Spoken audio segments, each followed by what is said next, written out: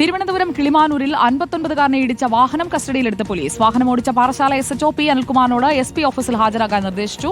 ബംഗളൂരുവിലുള്ള അനിൽകുമാറിനോട് ഉടൻ എത്താനാണ് SP നിർദ്ദേശിച്ചിരിക്കുന്നത്. റഹീസ് റഷീദ് നമുക്കൊപ്പം. റഹീസ് റഷീദ്, വാഹനാപകടം ഉണ്ടാക്കിയ ഒരാളെ കൊന്നത് അത് SHO ആണെന്ന് സ്ഥിരീകരിച്ചതിന് പിന്നാലെ അതിവേഗം നടപടികളിലേക്ക് കടക്കുകയാണോ ഉന്നത പോലീസ് ഉദ്യോഗസ്ഥർ? സുജയ, അതിവേഗ നടപടികളിലേക്ക് പോലീസ് കടക്കുകയാണ്. തിരുവനന്തപുരം റൂറൽ SP ഓഫീസിൽ നിന്ന് ഈ SHO ആയ അനിൽകുമാറിനെ ഫോണിൽ വിളിച്ച് SP ഓഫീസിൽ അടിയന്തരമായി ഹാജരാക്കാനുള്ള നിർദ്ദേശം നൽകി. ഇദ്ദേഹം പാറശാല SHO ആയതുകൊണ്ട് അവിടുത്തെ ഒരു കേസുമായി ബന്ധപ്പെട്ട് കർണാടകയിലാണുള്ളത്. ബംഗളൂരുവിലുള്ള അദ്ദേഹത്തോട് ആ കേസ് അന്വേഷണം അവിടെ അവസാനിപ്പിച്ച് എത്രയും പെട്ടെന്ന് റൂറൽ SP ഓഫീസിൽ എത്താനുള്ള നിർദ്ദേശമാണ് നൽകിയിരിക്കുന്നത്. അതിനുശേഷമായിരിക്കും കിളിമാനൂർ SHO ഈ കേസ് അന്വേഷിക്കുന്നത്. കിളിമാനൂർ പോലീസാണ്. കിളിമാനൂർ SHO ഇതിന്റെ തുടർ നടപടികളിലേക്ക് തുടരണം. ഇപ്പോൾ എന്തായാലും നടപടികൾ എടുക്കുന്നതിലേക്ക് കാര്യങ്ങൾ എത്തുകയാണ്. ആ 59കാരന് ജീവൻ നഷ്ടപ്പെട്ട സാഹചര്യം എങ്ങനെയാണ് എന്നത് കൂടി ആ കുടുംബം ഇപ്പോൾ മനസ്സിലാക്കുകയാണ്. അവരുടെ പ്രതികരണത്തിലേക്ക് നമുക്കൊന്ന് പോകാം. രാവിലെ 5:30 മണിക്കാണ് ഈ സംഭവം നടക്കുന്നത്. നമ്മൾ അറിയണത് 6 മണിക്കാണ്. അപ്പോൾ 1.5 മണിക്കൂർ നേരം കൊണ്ട് അവിടെ കിടന്നെന്നാണ് പറയണത്. അവിടെ ഒരു പോലീസുകാർ ആരെ വണ്ടിയാണ് തട്ടിയെന്നും പറയണ്. പക്ഷെ അത് അവർ തട്ടിയിട്ട് പിന്നെ ക്ലാസ്സിൽ കൂടെ നോക്കിയപ്പോഴത്തേനും ആൾ എഴുതിച്ച് പോകണമെന്ന് പറയണ്, കണ്ടെന്നും പറയണ്. അപ്പോൾ പിന്നെ അത് അങ്ങനെ കഴിച്ചു പോകണമെങ്കിൽ ഒരു തട്ടലും മുട്ടലായിരുന്നാലും ആ പോലീസായിരുന്നാലും വേറെ ആരായിരുന്നാലും വന്ന് അത് തിരിച്ച് വന്ന് എവിടെയാണ് തട്ടല മുട്ടല ഉണ്ടാകും, നമുക്ക് ആശുപത്രിയിൽ പോവാം എന്നൊരു വാക്ക് പറയാതെ അവർ കളഞ്ഞിട്ട് പോയപ്പോൾ അത് ശരിയാണ്. അപ്പോൾ അവർ വലിയൊരായതിനെ കൊണ്ട് അത് ആ വേലത്തരം ചെയ്തിട്ട് പോയി. ഒരു പാവപ്പെട്ടവനാണ് ഒരു ഒരുത്തനെ വണ്ടി ഇടിച്ചിരുന്നെങ്കിൽ അവൻ ഇങ്ങനെ കളഞ്ഞിട്ട് പോകും. അതിൽ എന്തെല്ലാം അവർ അതിന് കൂട്ടി കുഴച്ച് എടുക്കുമായിരുന്നു.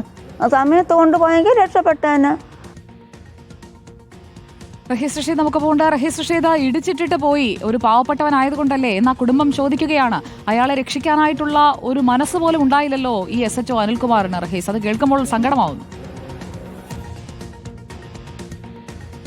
അതാണ് സുജയ. ഒരു സാധാരണക്കാരനായ ആളുകളാണെങ്കിൽ പോലും വാഹനം ഇടിച്ചാൽ സാധാരണഗതിയിൽ ഏതെങ്കിലും ക്രിമിനൽ സ്വഭാവമുള്ള ആളുകൾ മാത്രമാണ് വാഹനം തട്ടിക്കഴിഞ്ഞ് അവിടെ നിന്ന് ഓടി രക്ഷപ്പെടാനും മറ്റും നോക്കുക, ഇയാളെ ആശുപത്രിയിൽ കൊണ്ടുപോകാതിരിക്കാനൊക്കെ സാധാരണഗതിയിൽ നമ്മൾ മുമ്പിൽ അങ്ങനെയാണ് കാണാറുള്ളത്.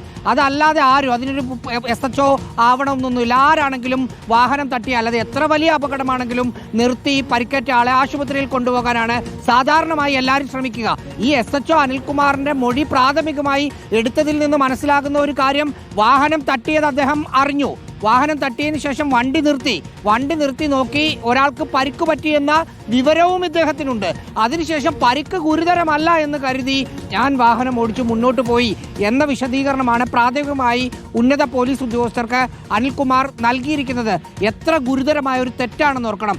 എന്നു മാത്രമല്ല, കൃത്യസമയത്ത് വാഹനം ഇടിച്ചപ്പോൾ തലയ്ക്ക് വാഹനം ഇടിച്ച് സംഭവ സ്ഥലത്ത് ആൾ മരിക്കുന്നു, അല്ലെങ്കിൽ മറ്റേതെങ്കിലും അവയവത്തിന് പരിക്കേറ്റ് മരിക്കുന്നു എന്നതാണെങ്കിൽ അങ്ങനെ ഓർക്കാം. പക്ഷേ ഈ 59 വയസ്സുള്ള കൂലിപ്പണിക്കാരനായ രാജൻ മരിച്ചത് ആശുപത്രിയിൽ എത്തിക്കാത്തത് കൊണ്ട് രക്തം വാർന്നൊഴുകിയാണ് മരിച്ചത് എന്നതാണ് ഇതിനകത്ത് ഏറ്റവും വലിയ പ്രശ്നം. ആ സമയത്ത് വാഹനം ഇടിച്ച സമയത്ത് ആശുപത്രിയിലേക്ക് കൊണ്ടുപോവുകയായിരുന്നെങ്കിൽ ഈ സമയത്ത് രാജന്റെ ജീവൻ നിലനിർത്താൻ കഴിയുമായിരുന്നു. കാരണം രക്തം വാർന്നൊഴുകിയാണ് മരിച്ചത്. എന്നിട്ടും ഈ കാര്യം ആരോടും പറഞ്ഞില്ല.